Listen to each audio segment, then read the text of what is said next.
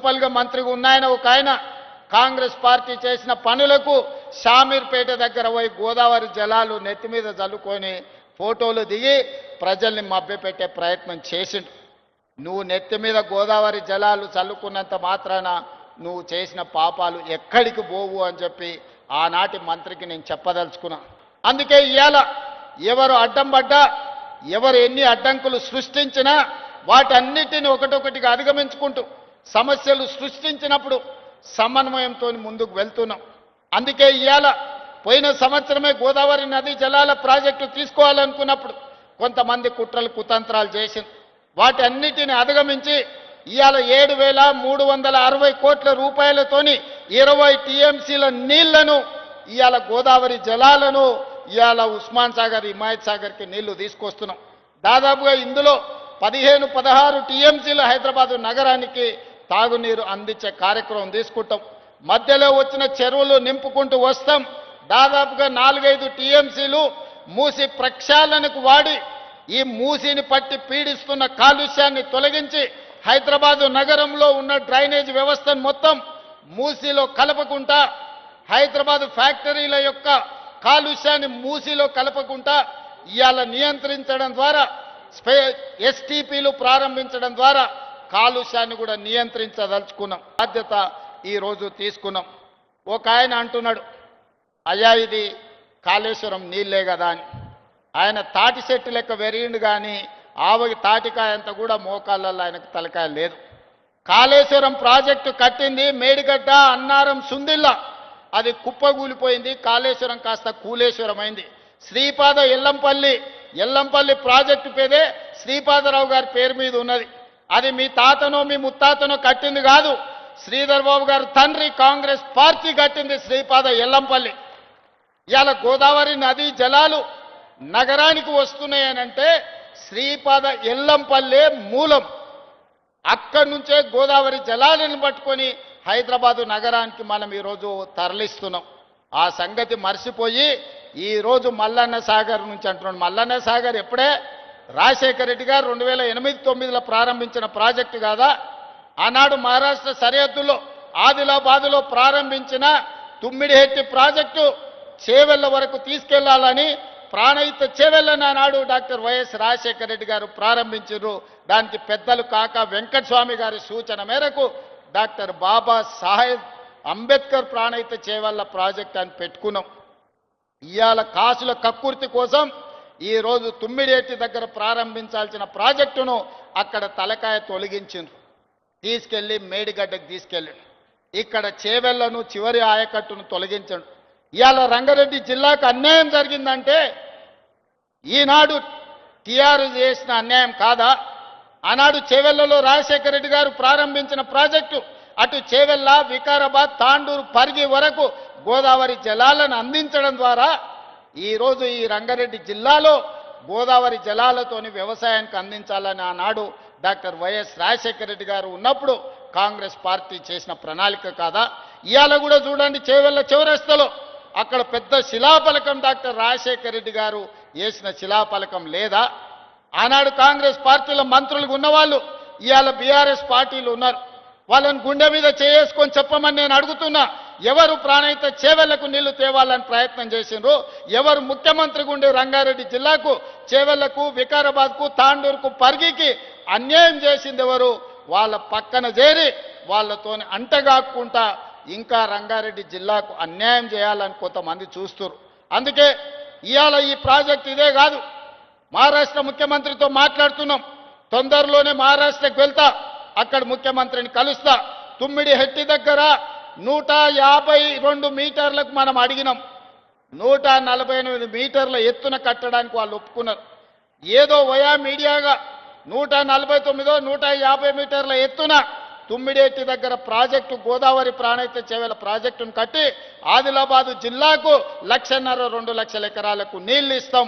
అదేవిధంగా మల్లన్న సాగర్ నుంచి మెదక్కే మలిపిన గోదావరి జలాలను మళ్ళీ రంగారెడ్డి జిల్లాకు తెచ్చి చేవెళ్ల, వికారాబాద్, తాండూరు, పరిగి, కొంత కొడంగల్ ప్రాంతానికి కూడా గోదావరి జలాలను తరలించడం ద్వారా ఈ ప్రాంత రైతాంగాన్ని కూడా ఆదుకునే బాధ్యత కాంగ్రెస్ పార్టీ తీసుకుంటుంది. ఇవాళ నగరం యొక్క ప్రజల యొక్క దాహార్తిని తీర్చడానికి ఈరోజు ఈ సాగునీటి ప్రాజెక్టులు తీసుకొచ్చినాం. రాబోయే 100 సంవత్సరాలు హైదరాబాదు నగరమే కాదు తెలంగాణ రాష్ట్రాన్ని ఏ విధంగా అభివృద్ధి పదం వైపు మనం నడిపించాలో ఇవాళ కార్యక్రమాలు తీసుకుంటున్నాం. కలిసి రండి, ఈ కడుపులో విషం పెట్టుకొని ప్రాజెక్టులు ఆపకండి. ఇవాళ మనం మూసి రివర్ ఫ్రంట్ని చేసుకుందాం, ఫ్యూచర్ సిటీని కట్టుకుందాం, RRR నగరాన్ని RRR రింగ్ రోడ్లను వేసుకుందాం, మెట్రో నగరాన్ని విస్తరించుకుందాం.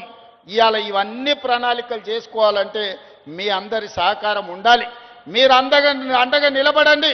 రాబోయే 10 ఏళ్లలో అద్భుతమైన నగరంగా, ప్రపంచంలోనే గొప్ప నగరంగా హైదరాబాదు నగరాన్ని తీర్చిదిద్ది లక్షలాది మంది నిరుద్యోగ యువకులకు ఉద్యోగ ఉపాధి అవకాశాలు కల్పించే రాష్ట్రంగా మన తెలంగాణను తీర్చిదిద్దుకుందాం. ఎట్లా అయితే అన్యాయాన్ని ప్రశ్నించాలో అట్లానే మనవాడు అనుకున్నప్పుడు ఒక మేధావి రిటైర్డ్ సుప్రీంకోర్టు జస్టిస్గా పనిచేసినటువంటి వ్యక్తి సుదర్శన్ రెడ్డి గారు, మరి అటువంటి బిడ్డకు వైస్ ప్రెసిడెంట్ ఆఫ్ ఇండియాగా ఒక కంప్లీట్ ఆపోజిషన్ పార్టీ అభ్యర్థిగా దేశంలో ఉన్నటువంటి అనేక పార్టీలు సపోర్ట్ చేసినటువంటి వ్యక్తి గెలవాలని కోరుకోవడం కూడా అది డెఫినెట్గా ఒక పాజిటివ్ ప్రాంతీయవాదం అవుతుందని చెప్పి నేను మనస్ఫూర్తిగా భావిస్తూ ఉన్నాను. ఇది పార్టీలకు అతీతంగా తెలంగాణ బిడ్డ కాబట్టి ఆయనకు ఒక అవకాశం వచ్చింది కాబట్టి. అంటే నేను ఒక వ్యక్తిని ఎప్పుడు జీవితంలో మర్చిపోలేను. శేషన్ గారని ఉండే, టిఎన్ శేషన్ గారని. ఆయన వచ్చేంత వరకు కూడా ఎవరికి అసలు భారతదేశంలో ఎలక్షన్ కమిషన్ అని ఒకటి ఉందని మా సామాన్య ప్రజలకు తెలియదు. కానీ ఆయన వచ్చిన తర్వాత ఆ పోస్టుకు వన్నే వచ్చింది. సుదర్శన్ రెడ్డి గారు కూడా గెలిస్తే డెఫినెట్గా వైస్ ప్రెసిడెంట్ పోస్టుకు కూడా వన్నే తెస్తారని నేను అనుకుంటున్నాను. ఎందుకంటే అనేక సందర్భాల్లో ఆయన చూసినాం, ఆయన ఇచ్చినటువంటి పాజిటివ్ తీర్పులు కానీ, ఆయనకు ఉన్నటువంటి కాన్స్టిట్యూషనల్ ఎక్స్పర్టీస్ కానీ చూసినాం. అటువంటి అవకాశం వారికి వస్తే బాగుంటుందని చెప్పి మనస్ఫూర్తిగా నేను కోరుతా ఉన్నాను. ఇవాళ కాళోజీ గారి గురించి మనం ఎప్పుడు ఆలోచన చేసినా, ఎప్పుడు అనుకున్నా కూడా మనం ఒకటే అనుకుంటాం, పుట్టుక నీది చావు నీది బతుకంతా దేశానిది అని ఆయన జయప్రకాష్ నారాయణ గారు చనిపోయినప్పుడు రాసింది. మనం తెలంగాణ ఉద్యమ సందర్భంలో పుట్టుక నీది చావు నీది బతుకంతా తెలంగాణది అని అన్వయించుకొని ఆయనతోని స్ఫూర్తి పొంది పనిచేసినటువంటి వాళ్ళమే అందరం ఇక్కడ ఉన్నటువంటి వాళ్ళం. అదేవిధంగా వేలాది మంది లక్షలాది మంది తెలంగాణ ప్రజలను కదిలించినటువంటి మహా గొప్ప కవి కాళోజీ నారాయణరావు గారు. మరి వారిని స్మరించుకోవడం అన్నది చాలా ఆనందంగా ఉంది. వారు పదే పదే ఒక మాట చెప్పేవాళ్ళు, మన ప్రాంతేతరుడైతే ప్రాంతం హద్దుల వరకు తరిమికొడదాం, మన ప్రాంతం వాడు ద్రోహం చేస్తే ప్రాంతంలోనే బొంద పెడదామని చెప్పి ఆయన అనేక సందర్భాల్లో చెప్పారు. అంటే ఒక ఫైన్ డిస్టింక్షన్, జీవితంలో ఏదన్నా కఠినమైన నిర్ణయం తీసుకోవాల్సి వచ్చినప్పుడు ఎట్లా అయితే ఒక రేఖను, ఒక సరిహద్దును మొరాలిటీకి యువతల పక్క అవతల పక్క అని ఆలోచన చేసుకోవాల్సి ఉంటుందో అవన్నీ కూడా చాలా నిగూఢంగా చెప్పినటువంటి వ్యక్తి కాళోజీ నారాయణరావు గారు. నిన్న మొన్నటి వరకు కూడా మన రాష్ట్ర ముఖ్యమంత్రి గారు ఏమన్నారు, కాళేశ్వరం అనేది కూలిపోయింది, కాళేశ్వరం అనేది కూలిపోయింది అని మాట్లాడారు.